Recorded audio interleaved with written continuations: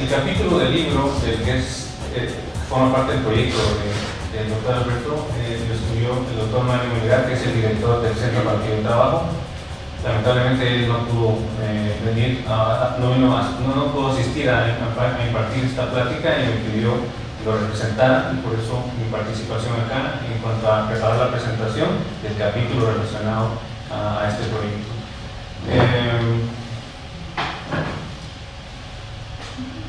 Mi plática incluye estos 7 temas. El primero, la importancia de la agroindustria azucarera en Guatemala. Luego, análisis de las tendencias de la producción y exportación de azúcar. 3, indicadores de la eficiencia productiva. Luego, comparación con países exportadores de azúcar. Factores de desarrollo. El mercado de edulcorantes diferentes al azúcar de caña en Guatemala. Las perspectivas.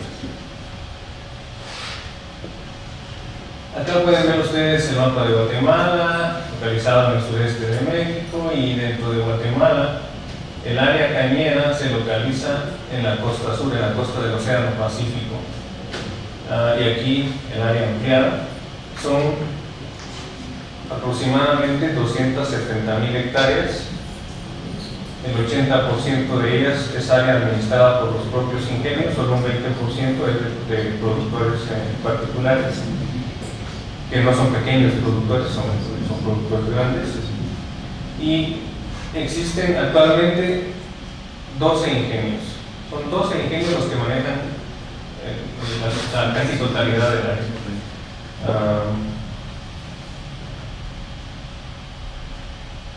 Dentro del país, las exportaciones de caña ocupan el segundo lugar en cuanto a ingreso de divisas de todo lo que se produce en el país, pero en cuanto a los productos agrícolas, la caña de azúcar es el número 1 en ingreso de divisas. Aunque en esta gráfica no está incluido, pero no sé si sucede lo mismo que en México, el principal ingreso de divisas es las remesas de los connacionales que están en Estados Unidos. Sí.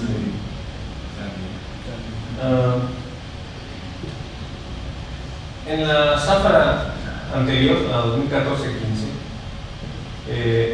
se molieron casi 29 millones de toneladas de caña y se produjeron casi 3 millones de toneladas de azúcar.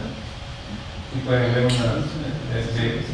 el esquema de un ingenio en Guatemala es similar al esquema que presentó William en el caso de Brasil. El esquema es el mismo. Los rendimientos que tenemos en promedio, o los que tuvimos en promedio para la zafra 2014-2015, el rendimiento de caña anduvo en 104 toneladas métricas en promedio en el país, y el rendimiento de azúcar en 11 toneladas métricas de azúcar por hectárea. En cuanto a exportación de azúcar, en la zafra 2014-15 se exportaron un poco más de 2 millones de toneladas métricas de azúcar, que representó aproximadamente 851 millones de dólares, mientras que de consumo interno solamente tenemos 0.78 millones de toneladas métricas, las cuales están fortificadas por ley. Por ley, el azúcar se fortifica con vitamina A para consumo dentro del país. Y en algunas regiones también se enriquece con hierro, en algunas regiones donde se ha detectado problemas de deficiencias de hierro en los niños, pero esto no está obligado por ley, esto lo hacen los ingenios de manera voluntaria. Entonces, como pueden ver, de todo el azúcar que se produce en Guatemala, pues lo que necesitamos para autoabastecernos es bien poquito, y casi todo es para exportación. Por eso somos el puesto número 4 a nivel mundial en exportación de azúcar.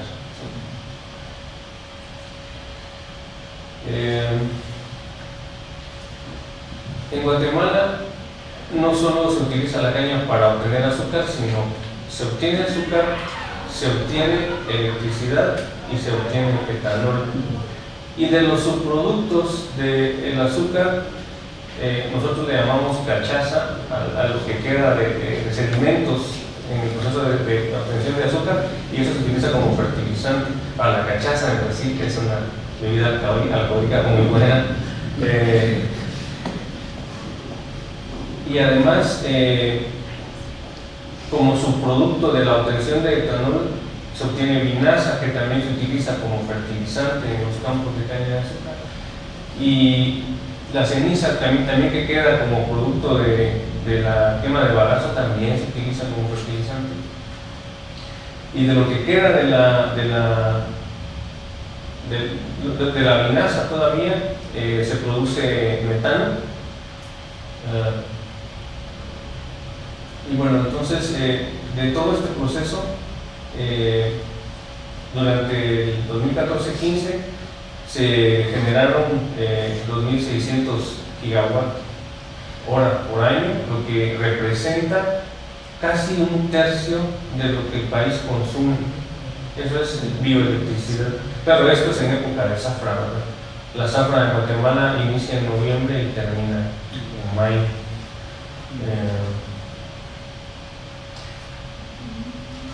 Ahora, los ingenios han encontrado que, es decir, han disminuido sus ingresos por venta de electricidad, porque toda la electricidad que se requiere para la operación del ingenio, ellos mismos la producen, y la energía que queda de sobra es la que le venden al sistema interconectado de electricidad. Sin embargo, los contratos que tenían databan de hace 20 años y eran muy buenos económicamente para los ingenios. El precio de la electricidad era muy bueno, pero en esos 20 años pues se ha desarrollado mucho la tecnología de generación de energía a partir de otras fuentes renovables o fuentes limpias, como la energía eólica. La energía solar ha avanzado muchísimo en cuanto a lo que una celda puede generar actualmente. Entonces ahora pues, ya hay mucha competencia en este tipo de producto, y ya también los ingresos han disminuido en cuanto a este producto. Luego, de los 12 ingenios, hay 5 que tienen destilerías, y esas 5 destilerías produjeron en la zafra 14-15 269 millones de litros de etanol, que representó alrededor de 152 millones de dólares en ingresos de divisas. Porque de este etanol, nosotros exportamos aproximadamente el 70% de ese etanol, y un 30% queda para consumo local, principalmente para fabricación de bebidas alcohólicas, uso de industria y hospitales, etcétera. Pero la mayor parte del etanol que producimos también se exporta. No utilizamos ni una gota de este etanol en nuestra matriz energética en combustibles, ni una gota. Entonces aquí hay una buena oportunidad también para el país para utilizar etanol en los combustibles, que sea como mezcla o como puro, pero más factible sería comenzar a utilizarlo como mezcla. Y lo que producimos alcanzaría para hacer una mezcla de hasta 10% de etanol con combustibles fósiles. Recientemente, los mercados de etanol están requiriendo que los ingenios tengan certificaciones de tipo ambiental para poder vender el etanol en estos países. De esta manera los ingenios, todos los que venden etanol, pues tienen certificaciones de este tipo. Y aquí pueden ver ustedes cuáles son los destinos principales del etanol de Guatemala. Bueno, principalmente es Europa, pero también Estados Unidos, también México, el Caribe, Sudamérica.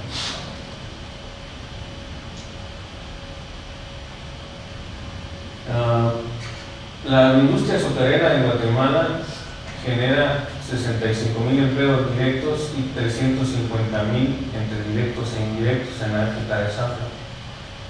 Estas cifras se espera que empiecen a disminuir porque actualmente la industria está consciente de que llegará una ley como en Brasil, que finalmente va a prohibir las quemas de caña. Entonces, los ingenios están ahorita trabajando fuertemente en el cambio de cosecha manual a cosecha mecanizada. Hay ingenios que ya incluso llegan al 50% de su área cosechada, ahora mecanizada. Y eso obviamente deja sin empleo a mucha gente, porque ustedes pueden ver todo lo que se emplea en cortadores.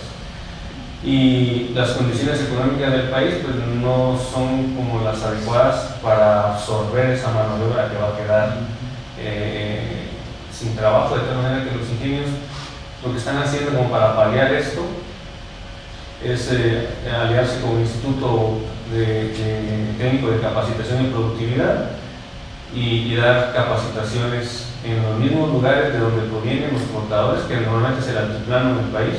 En esos lugares a esa gente se les está dando capacitaciones para que aprendan oficios como herrería, mecánica, carpintería, etcétera, para que tengan, pues, si están interesados en ocuparse en eso, el día que se queden sin trabajo como cortadores.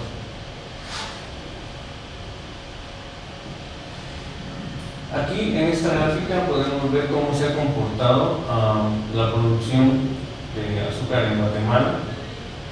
Y podemos ver que desde los inicios, desde el inicio en este registro, el aumento en la producción de azúcar estaba necesariamente ligado a un aumento en la tierra sembrada, en el área sembrada.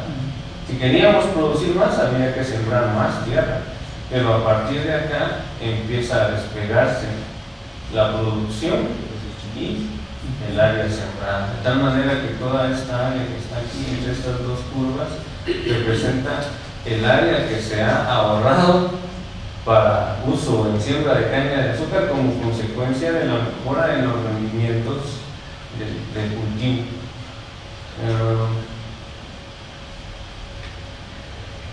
Y aquí en esta área tienen las cantidades de azúcar exportada, que es la mayoría. ¿Cómo se han comportado los rendimientos desde los años 60 hasta la fecha? Pues ustedes pueden ver acá que prácticamente se han duplicado. Los rendimientos desde los 60 hasta la fecha actual se han duplicado. Aquí tienen los valores en TCH y en TAH de esto mismo que está acá. Pueden ver que en los 60 el TCH era de 54, actualmente es de 100. TAH era de 5.24, actualmente es de 10.35, prácticamente se ha duplicado la productividad en este periodo de tiempo.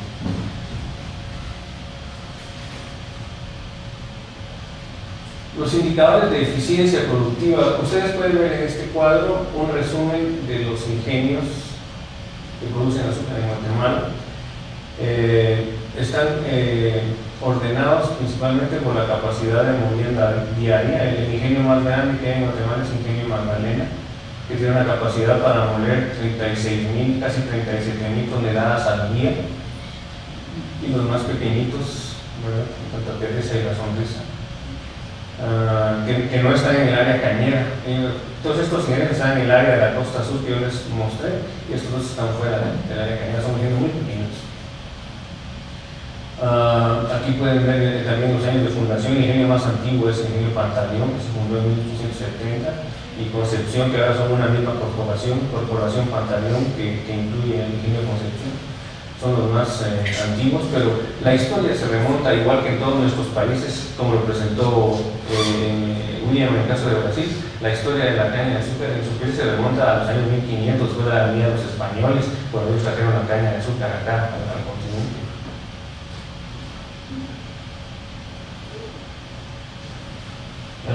Esto es una vez que te muestran los rendimientos en los ingenios de Guatemala, y pueden ver que en este caso el ingenio que más eficiente es para producir azúcar es La Unión. No es el que tiene el mayor rendimiento en caña, en toneladas de caña, pero sí el que tiene el mayor rendimiento en azúcar por unidad de área. Y luego sigue Madretierra. Son los dos ingenios que tienen mayor eficiencia en la producción, pero eso es más que todo eficiencia en fábrica, no tanto la eficiencia en campo, que son la eterna pelea entre los ingenios allá en Guatemala, la verdad. ¿Por la caña viene muy mala, dicen los del área agrícola, dicen, no, la caña va buenísima, los que no tienen capacidad de extraer azúcar son los del ingenio. Y bueno, eso es la eterna pelea. Pero lo que sí es que cuando nos comparamos en cuanto a eficiencia de extracción de azúcar, comparado con las otras industrias de azúcar a nivel mundial, se ve que nosotros tenemos, o sea, es que estamos bajos, tenemos capacidad para mejorar bastante por mejorar.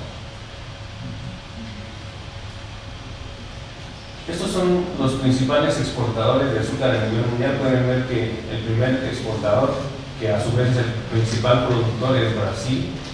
Luego el segundo exportador es Tailandia, luego sigue Australia y luego sigue Guatemala. Y aquí tienen ustedes los valores de lo que se exporta, que en Guatemala, dijimos, es el 70 y tanto %.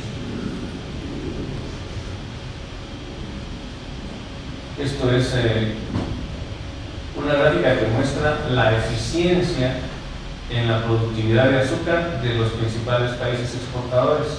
Entonces, ustedes pueden ver que los principales rendimientos en azúcar por hectárea los tiene Colombia. Siempre ha sido Colombia el que ha liderado la productividad en azúcar a nivel mundial. Tiene los más altos niveles de toneladas de azúcar por hectárea, y luego viene Guatemala en cuanto a toneladas de azúcar por hectárea, que son estas isolinas. En cuanto a toneladas de caña por hectárea, también es Colombia el principal, el que tiene el más alto rendimiento en toneladas de caña por hectárea, y luego viene Guatemala. Esos son los países principales exportadores. Ahora, en cuanto a rendimiento de azúcar, los principales son Brasil y Australia.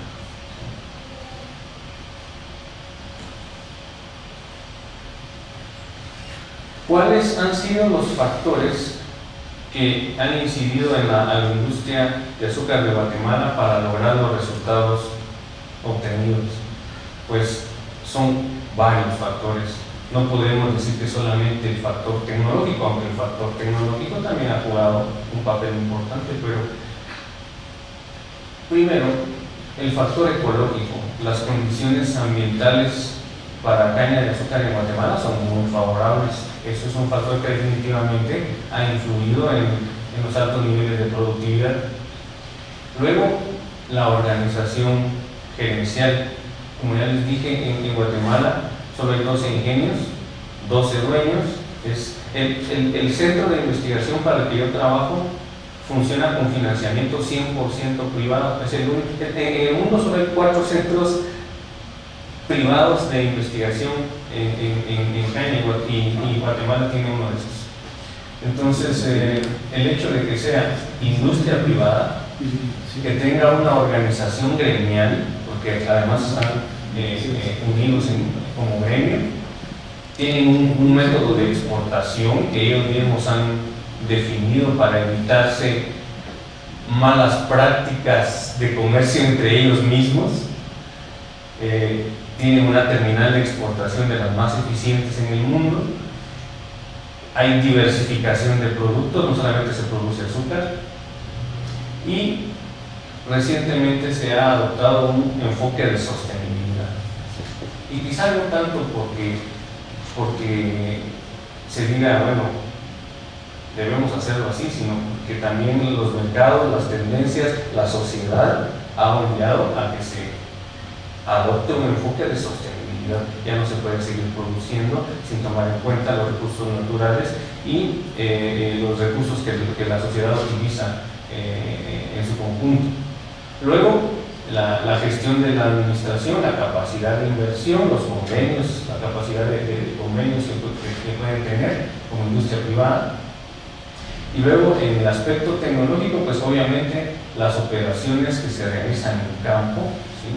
Y las operaciones que se realizan en fábrica, que son las que deben hacerse en el tiempo que deben hacerse. La investigación y desarrollo, como les digo, dentro del sector agrícola, la caña de azúcar es el único que ha invertido en investigación y desarrollo. Luego hay otros cultivos que son importantes en el caso de exportación, por ejemplo café, por ejemplo banano, pero ellos no invierten en investigación y desarrollo. La capacitación, que también es parte de lo que hace Senquicaña, y la transferencia de tecnología. Senquicaña tiene como funciones investigación, capacitación y transferencia de tecnología. Benchmarking, que también es una función que ha facilitado Senquicaña, porque antes los ingenios pues no se daban sus secretos entre ellos, ¿verdad? Cada quien era muy celoso de su información. En cambio, actualmente ya se hacen eventos en los que los ingenios comparten cuál ha sido o cuáles creen que han sido los factores que los ha llevado a ser el que tuvo mayor tonelaje de caña por hectárea en la zafra anterior. Cada año se hace un evento en el que los ingenios que tuvieron mayor tonelaje de caña y mayor tonelaje de azúcar comparten su experiencia ante los demás para poder los demás también aprender algo o captar algo de lo que hicieron que podría ayudarlos a mejorar. Además, también existe una base de datos enorme donde los ingenios ingresan su información sobre por lote, cada lote sembrado, qué variedad, qué fertilización se le dio, si se regó o no se regó, cuál fue el rendimiento de caña, cuál fue el rendimiento de azúcar, en fin, mucha información. Y esa base de datos, los gerentes agrícolas de los ingenios tienen acceso a toda esa base de datos, es decir, ellos pueden ver lo que está ocurriendo en toda la industria, pueden ver cuáles áreas aledañas a sus fincas de otros ingenios están produciendo, si están produciendo más o menos que ellos siendo vecinos, ¿verdad? Y teniendo las mismas condiciones, el mismo suelo, las mismas condiciones de humedad, etc. Estamos desarrollando trabajo en biotecnología. El CTC en Brasil adoptó una postura radical en cuanto a biotecnología. El CTC básicamente se deshizo de toda la parte de servicios y le está apostando a la biotecnología como el mecanismo para lograr aumentar la productividad en caña de azúcar. El CTC tiene un razonamiento más o menos así. Ya llegamos a un tope en cuanto al aumento de rendimientos en caña de azúcar. Ya estamos haciendo todo lo que es posible hacer en fertilización, todo lo que es posible hacer en riego, todo lo que es posible hacer en manejo agronómico, lo estamos haciendo. Y de ahí, de esos rendimientos, ya no pasamos. ¿Qué tenemos que hacer? Si queremos dar un salto en productividad, en rendimientos, biotecnología. Y le están apostando a eso. Incluso ahora ellos, el CTC, se cotiza en la bolsa de valores para captar inversionistas. Y el tema central es este. Ellos ahorita ya solicitaron a las autoridades brasileñas autorización para sembrar la primera variedad transgénica en Brasil. Es una variedad resistente a insectos.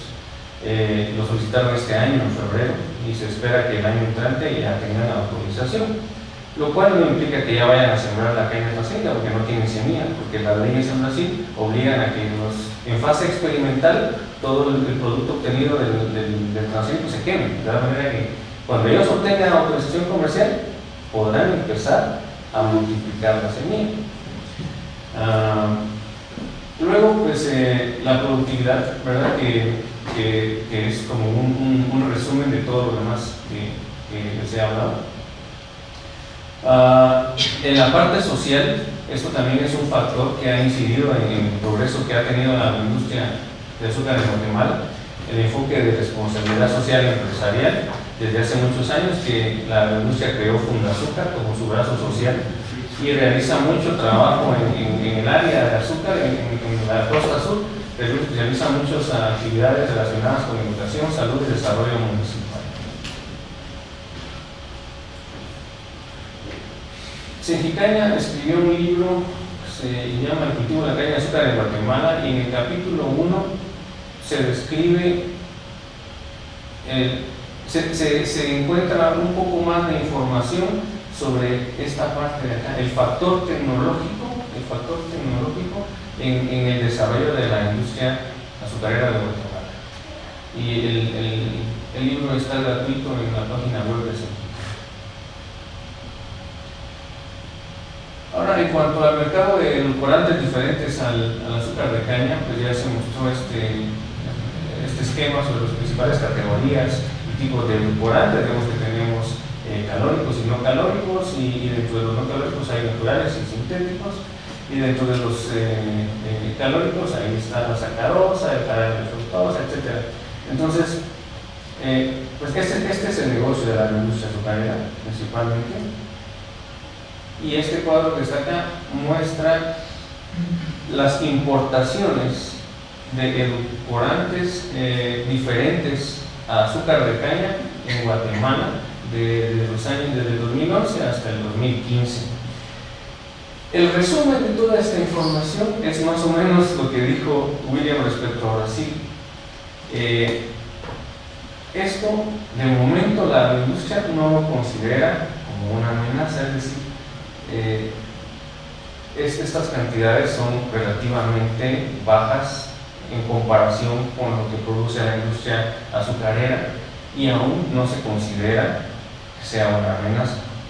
Lo que sí se ve es que en glucosa, porque tampoco es que haya una información muy específica, porque lo que hay aquí son renglones de importación, y los renglones de importación no especifican sucralosa o los demás tipos de edulcorantes que se han hablado acá, sino que aquí dice glucosa y glucosa bajo tales circunstancias, y de ahí otros que no son glucosa ni son sacarosa.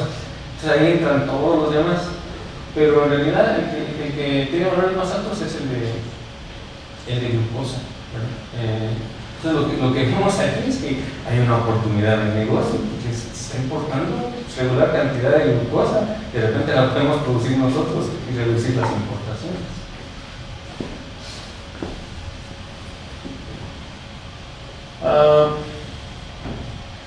Como conclusiones de lo que he hablado en la parte de perspectivas, pues se considera, la misma industria considera que va a seguir siendo un factor importante en el desarrollo y la economía del país, dados los volúmenes de producción y los ingresos de divisas que representa. El enfoque de desarrollo sostenible sigue siendo un reto, es decir, no es que ya lo tenemos todo dominado, recién estamos empezando a desarrollar el enfoque de desarrollo sostenible. De hecho, la industria de caña de azúcar en Guatemala, y seguramente en otros países, no sé si aquí también sucede lo mismo, pero es una industria que se ve así como negativa. La sociedad lo percibe como negativo, igual que el monocultivo de palma de aceite, la caña de azúcar, el banano. La sociedad los percibe como que provocan daño al ambiente para el enriquecimiento de unos pocos. Esa es la visión de la mayoría de la sociedad. Entonces, el enfoque de desarrollo sostenible ahora es necesario, porque ahora no se puede utilizar el agua de los ríos como se hacía hasta el año pasado. Por ejemplo, este año se desató ya o estalló el problema del agua en el caso de la caña de azúcar, porque los ingenios desvían ríos para abastecerse de riego, y entonces ya las comunidades se quejaron, y los ambientalistas también, porque algunos ríos no llegan al mar y están afectando los ecosistemas del mar. Entonces ya este año ya intervino el Ministerio Público, y los ingenios entonces a partir de este año ya no desvían ningún río. Entonces ahora hay que entrarle necesariamente a eficiencia en el uso del agua. Y ya se está haciendo. Por ejemplo, Ingenio La Unión ya no lava caña, hace una limpieza en seco, y entonces el caudal que ellos necesitaban, que eran aproximadamente 10.000 litros hora para su proceso, pues ahora es de 100, ¿verdad? Entonces, y además de la limpieza en seco, están desarrollando mecanismos de reutilización y recirculación de agua dentro del proceso de extracción de azúcar. Entonces ahora les han hecho inversiones millonarias en torres de enfriamiento para poder reutilizar el agua y volverla a meter al sistema para la extracción de azúcar. Pero eso, como les digo, no ha sido iniciativa propia de los ingenios, sino ha sido se han visto obligados por la sociedad y por las leyes del Estado, que empiezan ya a obligar a que se haga un enfoque de desarrollo sostenible. Entonces, como les comentaba, estamos conscientes de que eventualmente saldrá una ley que prohibirá las quemas, y por eso es que se está aumentando ya la cosecha mecanizada. Y esto viene a caer dentro de esta parte de responsabilidad ambiental. También la adaptación al cambio climático es importante, pues estamos sufriendo los efectos ya de este cambio, y las plantas también, y no solo las plantas en el sentido directo de las plantas, sino vemos también que hay plagas de insectos que antes no ocurrían y ahora con el cambio climático están apareciendo. El uso de etanol como biocombustible también es una de las perspectivas que les mencioné. No se utiliza ni una sola gota del etanol como biocombustible dentro del país, y esto es una de las cosas que están pendientes de que se logre. Y eso también es principalmente un problema político. Esto es cuestión política, ¿verdad? Porque la sociedad lo percibe como el gobierno lo que está haciendo es favorecer a los dueños de los ingenios para que se hagan más ricos, ahora vendiéndole combustible, ahora vendiéndole etanol al Estado, ¿verdad? Entonces esa pelea, esa eterna pelea entre derechas e izquierdas es lo que ha detenido esto. Y luego la diversificación. Ya vimos que de la caña de azúcar se pueden fabricar muchísimos productos, además de azúcar, energía eléctrica y etanol, se pueden fabricar muchos productos. Y pues esto es algo que también está dentro de las perspectivas de la industria azucarera de Guatemala, la diversificación en la azucaroquímica, ¿verdad? Actualmente está en análisis de los productos o de los subproductos de la extracción de azúcar, cuál sería el primer producto en el que debemos empezar a trabajar. Lo que se me olvidó remarcar en la parte de producción de etanol es que todo el etanol que se produce sin disminuir la producción de azúcar, porque del jugo de la caña de azúcar se extrae la sacarosa, que es el único azúcar que tiene la propiedad química de cristalizar. Entonces, del jugo se extrae el azúcar, la sacarosa, y todo el jugo que queda, que llamamos mieles, que ya sin la sacarosa, que ya fue extraída la sacarosa, esas mieles contienen pues, otros azúcares que ya no son sacarosa. Y esos azúcares son los que se fermentan para la producción de etanol. Es decir, que todo el etanol que se produce, que yo les mostré acá, es producido de todos los azúcares que hay en el jugo, excepto sacarosa, ya habiendo sacado el azúcar.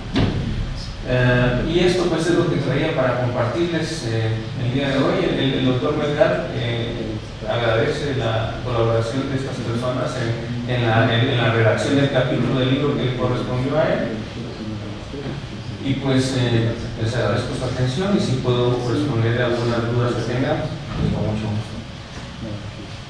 Muchas gracias. ¿Alguna pregunta? Sí, adelante. ¿Cómo qué plagas son las que se han venido dando presa? Bueno, las principales plagas en azúcar en cuanto a insectos son la chincha hedionda, el barrenador del tallo, pero recientemente está saliendo, hace unos 2 años que comenzó o que surgió otro insecto como plaga que le llamamos el coludo. No recuerdo los nombres científicos, pero lo tenemos dado como coludo, pero es una plaga que antes no lo era, y ahora creemos que debido a los cambios que hay, que tal vez nosotros no los sentimos así tan drásticos, pero los insectos sí. Entonces las poblaciones ya empiezan a encontrar bajo esas condiciones ambientales favorables para su reproducción. Sí. Tengo una pregunta. Usted como biotecnólogo, por ejemplo, ¿qué piensa de la cana transgénica? Por ejemplo, una cana que es resistente a 3 sacarares, que se tiene un controle em sua maioria biológica, por exemplo. O que pensas? Não somente dessa que é uma primeira, canatrahênica, eu creio que mirem já muitas outras, por exemplo, resistente a glifosato ou outras. O que pensas? Sí, yo pienso que la ingeniería genética es una herramienta más para obtener variedades mejoradas, es decir, tal vez porque como biotecnólogo se profundiza más en el desarrollo de la técnica, en la técnica propia, uno ya no lo ve tan fuera de serie como reconozco que la sociedad en general lo ve. La sociedad en general que no tiene conocimientos de mejoramiento genético de plantas, ni de biotecnología, y le dices que le están sacando un gen a este organismo y que lo están metiendo en este otro, cosa que no se puede hacer por la vía sexual, pues eso como que altera un poco la percepción normal de las cosas de la gente que no tiene la base técnica de esta tecnología. Pero yo creo que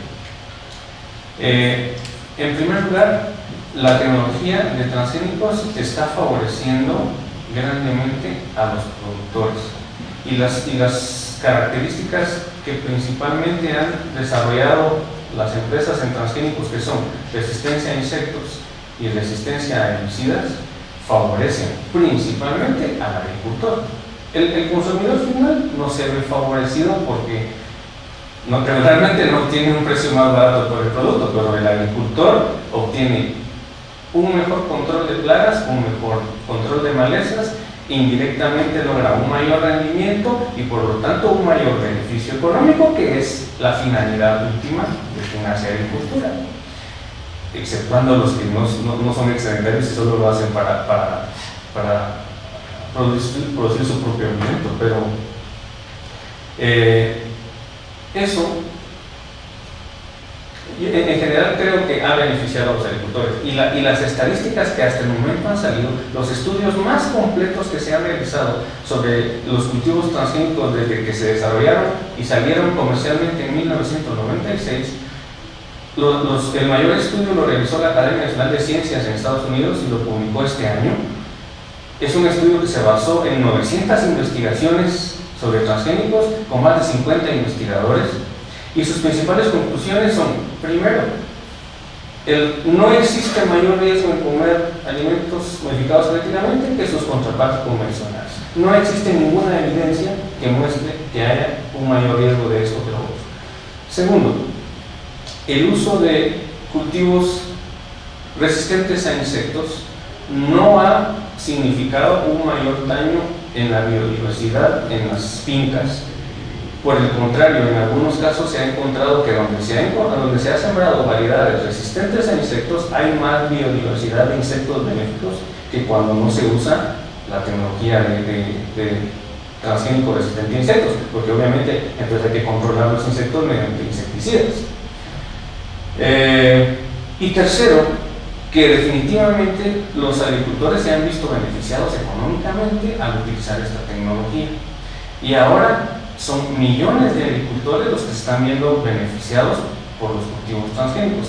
En nuestros casos, en nuestros países no, pero en el caso de la India, donde hay millones de pequeños agricultores que producen algodón, y recientemente en Bangladesh, donde ya están empezando a sembrar berenjena transgénica. Esos países han encontrado que sus agricultores han encontrado un mayor beneficio económico, han mejorado su calidad de vida.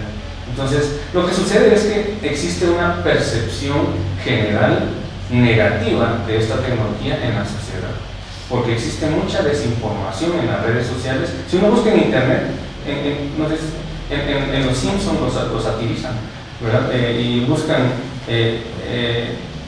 en internet transgénicos más peligro y salen un montón de cosas que en realidad no tienen fundamento, pero esa información por los grupos activistas que se oponen a la tecnología han sido muy eficientes en la divulgación de ese tipo de información. Entonces, de momento hay una percepción negativa.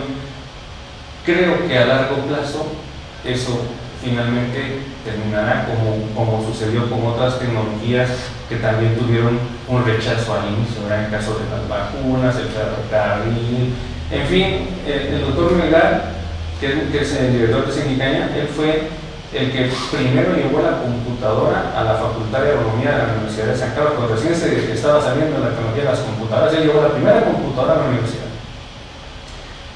Y se oponían a la computadora porque decían que las secretarias se iban a quedar sin trabajo. Entonces, siempre ha habido un rechazo a lo nuevo. Y claro, esto no se salva. Pero yo creo que de manera general va a ser beneficioso. Actualmente beneficia principalmente a agricultores, pero ya hay desarrollos transgénicos que pueden beneficiar al consumidor final, principalmente en planes de salud pública. Por ejemplo, el arroz dorado, que tiene mayor contenido de vitamina A, que podría ser utilizado para disminuir los índices de mortalidad y ceguera infantil, por ejemplo en Asia, donde se consume mucho arroz. Pero Greenpeace no deja que salga el arroz dorado, y eso que no va a ser comercializado. El arroz dorado está diseñado para ser regalado. Creo que sobre ese punto parece que la trayectoria tecnológica en el caso de Guatemala están interesados en entrar por ahí, en biotecnología. No sé si Brasil sea el mismo caso. Yo creo que sería interesante también entrar ya, además del método tecnológico que representa una variedad transgénica, a la parte de rentabilidad. Si realmente lo que se menciona se refleja en los pesos, en costos de producción y en ingresos. Porque, por ejemplo, en México tenemos que una buena parte del costo de producción se tiene en la cosecha, en el control de plagas, en el control de malezas.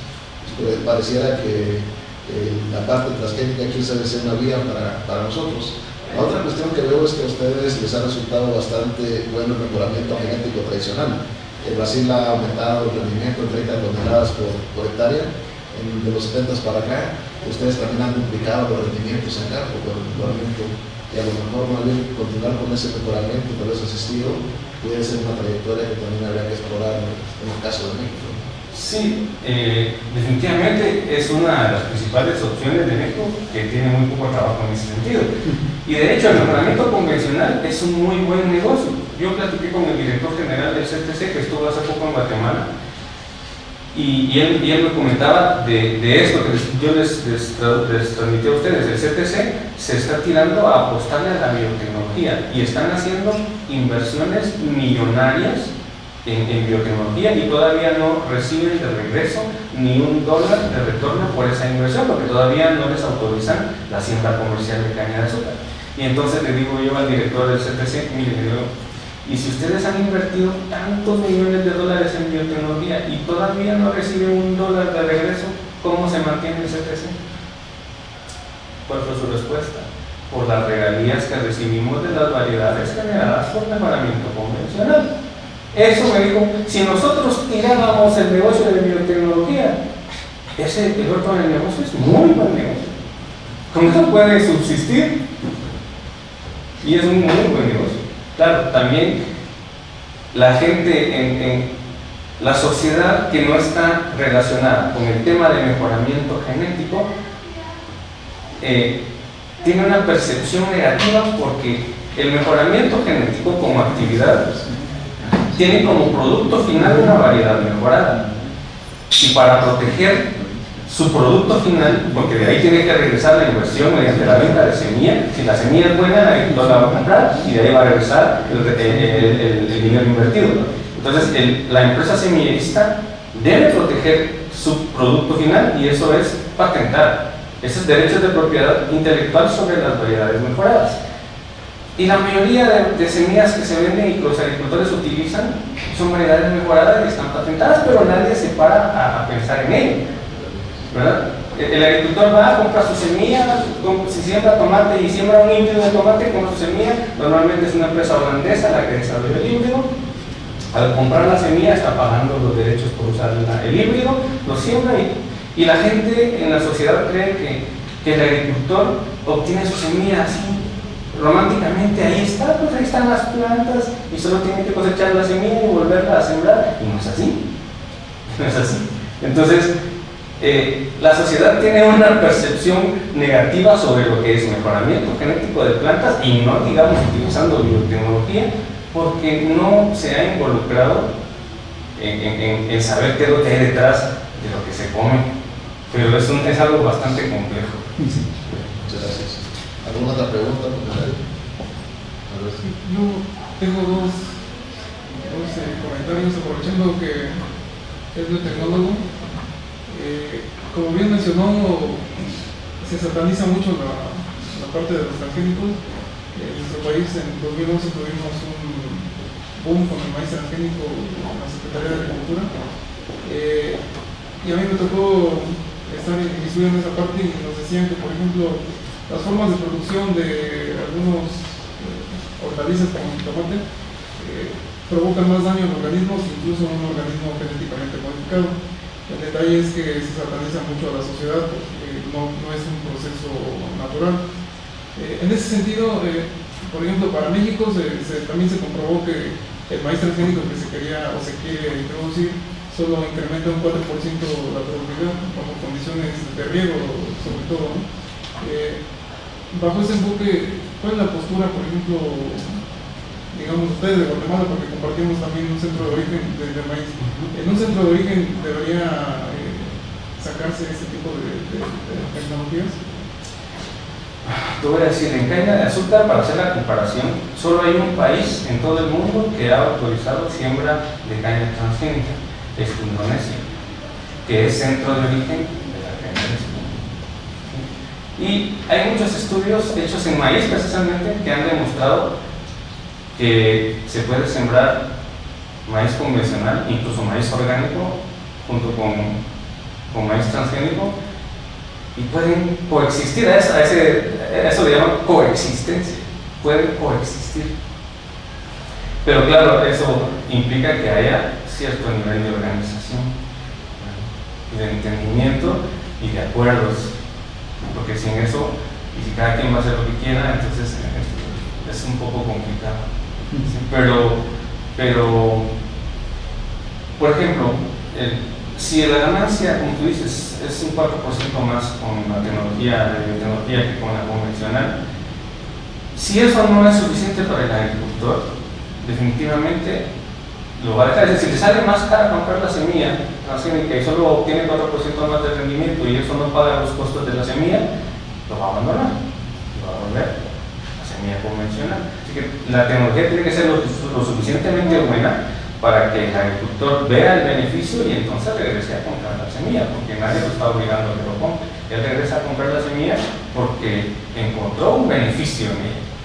Si no encuentra el beneficio, no la vuelve a comprar. Y la empresa semillerista se da cuenta de que el producto que sacó no fue lo suficiente bueno y tendrá que sacar uno mejor. ¿Sí? Ahora, con el maíz también hay otras aristas. Por ejemplo, la salud pública. En Guatemala existe una investigadora que ha trabajado mucho en salud con niños que se ven afectados por fumomicinas, que principalmente están en el maíz, micotoxinas, que están en el maíz, y han encontrado niveles altísimos, a nivel mundial, altísimos en algunas regiones de Guatemala, que causan problemas de salud en niños. Y eso, la mayoría sabrá que ese tipo de toxinas se originan en el maíz por infección, por infección de hongos que entran por heridas por efecto de daño de insectos. Entonces, hay también estudios que revelan que el uso de maíz resistente a insectos al final resulta en menos daño por micotoxinas en la población. Entonces, también hay varias aristas. Entonces, claro, al agricultor a eso a él no le importa. Al agricultor no le importa si eso produce menos micotoxinas, a él lo que le interesa es cuánto le van a pagar por su maíz. Pero a nivel de Estado, a nivel de salud pública, podría interesarle. Bien, y la segunda pregunta, un poco más en tema de caña. Me llama mucho la atención cuando tuve la oportunidad de estar allá, veía en la televisión eso que comentaba de los medios de comunicación satanizaban a los ingenios con el desvío de las aguas de los caudales y con la quema de caña. Decían que eso provoca mucha contaminación. De hecho, un secretario ahí del ministro de Ambiente mencionaba esa parte, ¿no? Sin embargo, platicando con el doctor Agustín, que creo que esa es una de las tesis que él sostiene, él dice que si no fuese por esa quema, la reestructuración de los suelos sería más lenta, ¿no? Se degradarían más rápido. Es una de las posturas que maneja, ¿no? Y de hecho él comentaba que lo ha propuesto ahí en Sequicaña. ¿Tienen alguna investigación, no han empezado a desarrollar o están esperando a mecanizar? ¿Están desarrollando investigación al respecto? Estamos desarrollando investigación para preparación a la cosecha mecanizada. Es decir, Sequicaña este año abrió una nueva rama de investigación y el nuevo departamento se llama cosecha mecanizada. Pero aspectos como el que mencionas de qué pasa con si es benéfico o al contrario es dañino la quema de caña de azúcar para el suelo, en eso todavía no hemos hecho absolutamente nada.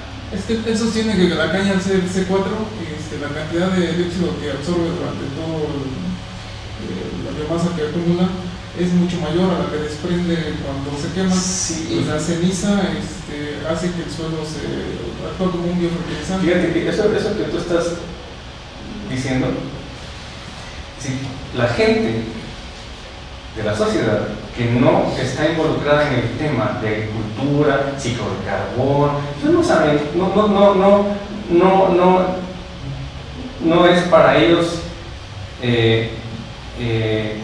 analizar el hecho de que el CO2 que se está liberando con la quema de la caña de azúcar es CO2 que la misma caña absorbió del ambiente, es decir, no está aportando más CO2 al ambiente, como si lo hacen los combustibles fósiles de nuestros vehículos. Es decir, ese CO2 liberado es el CO2 que la misma caña fijó, y como tú dices, seguramente fue más el CO2 que fijó que el que se liberó en la quema. Pero pregúntale a cualquier persona que no sepa del tema y te dice, no, los ingenios están contaminando, ¿verdad? Y dejen de quemar y punto. Entonces, y la presión de la sociedad es lo que hace que los políticos escriban las leyes, porque al final de cuentas son votos. Finalmente lo digo porque tengo la fortuna de conocer al secretario particular del ministro de Ambiente, y él me comentaba, David Sordo, que están viniendo a México a copiar la metodología para fijar los precios de los bonos de carbono, ¿no? Porque me parece que al futuro quieren ver eso en la caña, ¿no? Lo que hace ya Brasil. Entonces me llama la atención que por una parte, por ejemplo, San Carlos, la Universidad de San Carlos, por lo que me comenta Agustín, están intentando ver qué impacto tiene esa quema para reestructurar los suelos, y por otra parte estén haciendo todo el proceso para ya mecanizar, para ya no quemar. Sí, pues lo de la mecanización, te digo, es porque las fuerzas sociales y regulatorias del país están obligando a que se haga cosecha mecanizada en verde, porque ya no se va a poder quemar. Claro, eso tiene implicaciones. El uso de maquinaria, ¿qué efecto va a tener en la compactación de los suelos? Y otras cosas más, en el manejo de plagas también, porque ustedes ven aquí, ustedes ven en esa fotografía, la cosechadora corta la caña y la trocea, y hay un ventilador, dos ventiladores fuertes acá que tiran toda la basura, de manera que aquí en carretón ya solo entra la caña limpia, y aquí todo esto queda una gran cama de paja, ¿verdad? Que por las características de su composición no se descompone fácilmente como para que uno diga la voy a incorporar como materia orgánica para el siguiente año, no se puede incorporar porque no se descompone en ese ciclo. Y entonces toda esa materia de caña que está ahí en el suelo, eso favorece plagas.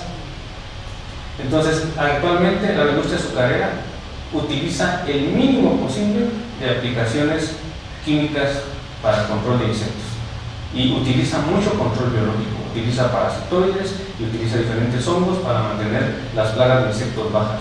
Claro, dentro del enfoque de manejo integrado no es que estén excluidas las aplicaciones de químicos, se hacen pero focalizadas, porque cuando el control biológico mantiene las plagas controladas hasta cierto nivel de desarrollo de la plaga, pero de repente la plaga se dispara y entonces ya no hay control biológico que la pueda regresar, hay que aplicar químico para volver a bajarla y mantenerla controlada con biológico.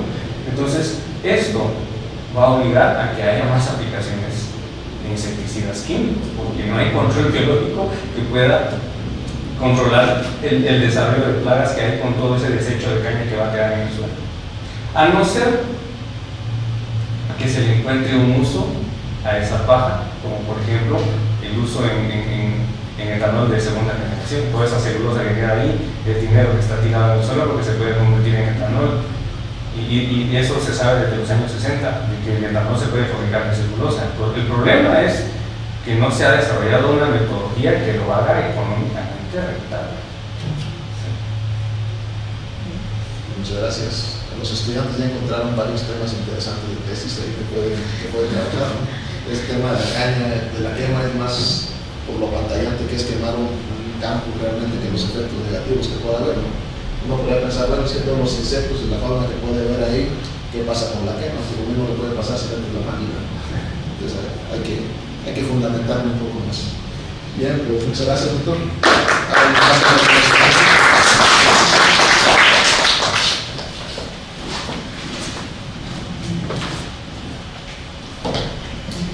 Agradecer, doctor, su participación.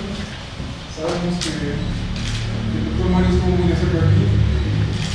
Usted nos viene a comentar un poco de la información que el doctor Mario nos compartió. Pues también aprovecho para agradecer a todos los que pudieron asistir. El hecho de estar aquí pues implica un gran esfuerzo, ¿no? El hecho de dejar familia, para los que vienen de otros países, para los que venimos de fuera. Entonces, la verdad es que es una labor muy noble y le agradecemos todo el esfuerzo. Muchas gracias.